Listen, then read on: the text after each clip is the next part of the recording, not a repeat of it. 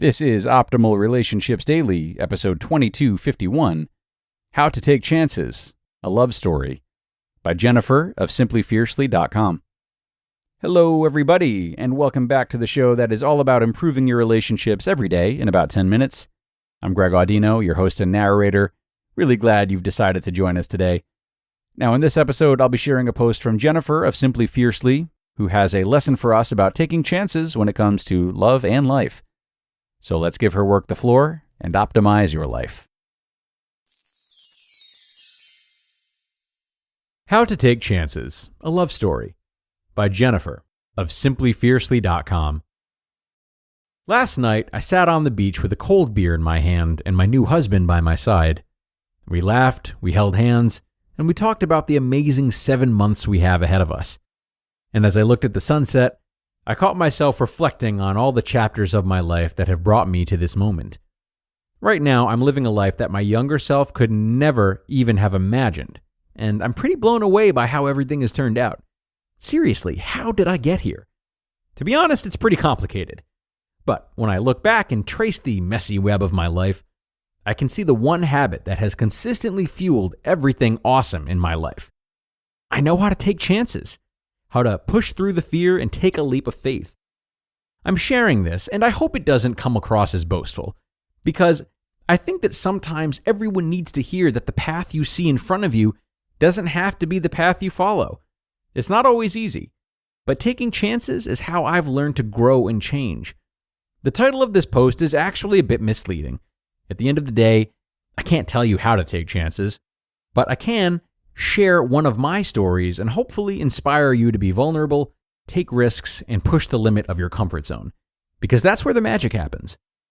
Lesson 1. Things don't have to last forever to be meaningful. This is a love story. 1 week ago, I married my best friend and my soulmate. But I'm going to start with something not so romantic. This is my second marriage. And can I be honest? Even though divorce is common these days, writing those words is uncomfortable. The short version of a long story that I won't be sharing is that my first marriage was to someone who wasn't meant for me. I don't regret getting married, and I don't feel as if it was a mistake, but it still stings a bit when I talk about it.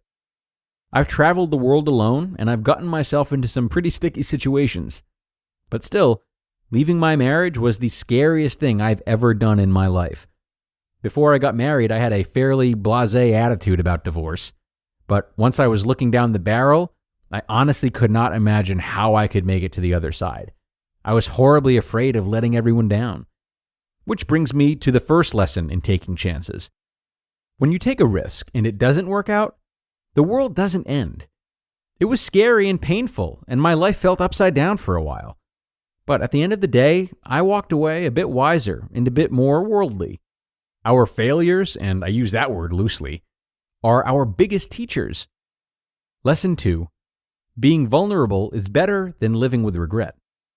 I met my Englishman, the man I married last Friday, in a backpacker's hostel, half a world away from home. We were staying in the same dorm room. I was traveling through Europe alone, and although I traveled alone a lot when I was younger, I was feeling uncomfortable. At 31, I felt old and out of place. My first night in the hostel, I was too shy to talk to anyone, and I spent the evening with my book for company. The second night, some friendly folks invited me to play a game of cards. A few beers and a few hours later, I found myself laughing hilariously with a charming Englishman by my side. The next few days were beautiful, and I had a typical holiday romance. We held hands and kissed in alleyways and talked late into the night. Then, all holiday romances come to an end, right? The day came and he had a flight booked back to London and I had a train to catch. But instead, he taught me something about taking chances. Instead of boarding his flight, he caught the train with me, and we rode into the sunset and lived happily ever after. Not quite. He joined me on my travels, and we spent a few more beautiful, utterly romantic days together. But we were only delaying the inevitable. Soon it was time to say goodbye.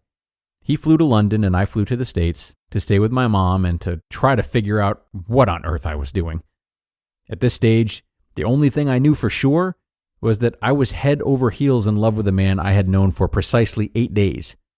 Every reasonable bone in my body knew I was being foolish. I had just ended a long-term relationship. I was flat broke and staying with my mom.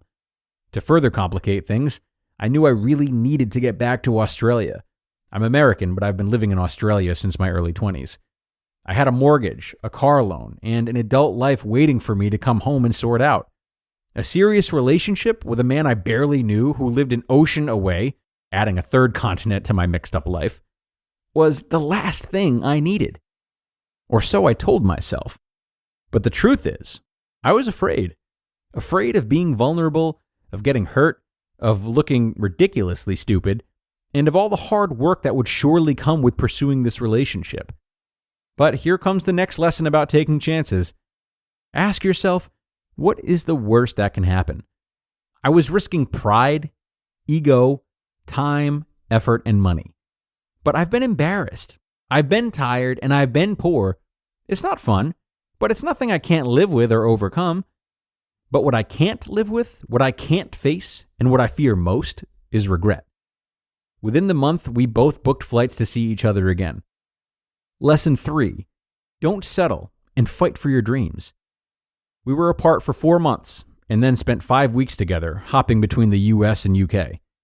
And then, having spent less than 2 months actually together, we made an elaborate plan. For the next 8 months, we traveled between the UK and Southeast Asia. I maxed out my credit cards and drained my savings. We did everything we could to stay together until the timing was right, and I brought my Englishman back to Australia. And 2 years after that, last Friday, we got married. Now I have a partner, in every sense of the word, who shares my values, my hopes, and my dreams. Remember that wisdom I talked about learning from my first marriage?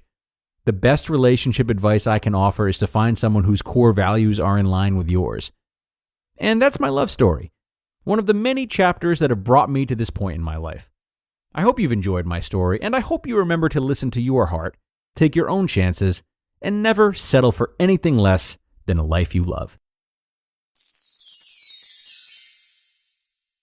You just listened to the post titled, How to Take Chances, a Love Story, by Jennifer of simplyfiercely.com. And many thanks to Jennifer for a beautiful post, probably something I needed to hear myself. I definitely get caught up in thinking from disaster to disaster sometimes, trying feverishly to avoid them in advance and not really bothering to reflect on my ability to rebound even if disaster does strike and I can't prevent it.